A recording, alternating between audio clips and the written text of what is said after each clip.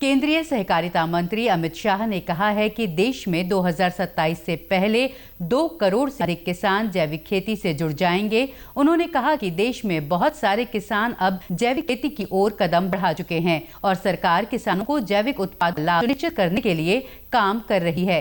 केंद्रीय सहकारिता मंत्री ने आज नई दिल्ली में राष्ट्रीय सहकारी निर्यात लिमिटेड NCEL के लोगो, वेबसाइट और ब्रोशर का शुभारंभ करते हुए यह बात कही। उन्होंने कहा कि देश में जैविक खेती को बढ़ावा देने के लिए कई पहल की गई हैं और केंद्र सरकार का लक्ष्य देश के सहकारी क्षेत्र को मजबूत करना है। सहकारिता मंत्री ने कहा कि सहकारी समितियों को निर्यात के अवसरों की सुविधा प्रदान करने के लिए राष्ट्रीय सहकारी निर्यात लिमिटेड बनाई गई है। राष्ट्रीय सहकारी निर्यात लिमिटेड की स्थापना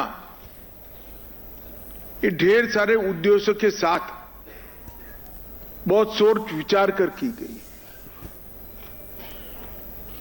निर्यात बढ़ाने का भी हमारा लक्ष्य है और निर्यात में विशेषकर कृषि निर्यात बढ़ाने का हमारा लक्ष्य है। दूसरा, किसानों की समृद्धि। हमारे देश में ढेर सारे किसान अब प्राकृतिक खेती की ओर बढ़े हैं।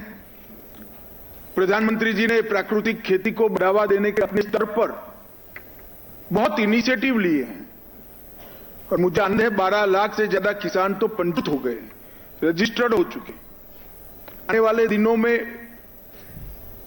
एक लक्ष्य है कि 2027 तक कम से कम 2 करोड़ से ज्यादा किसान अपनी भूमि को प्राकृतिक घोषित कर देंगे, ऑर्गेनिक घोषित करने में सफल होंगे।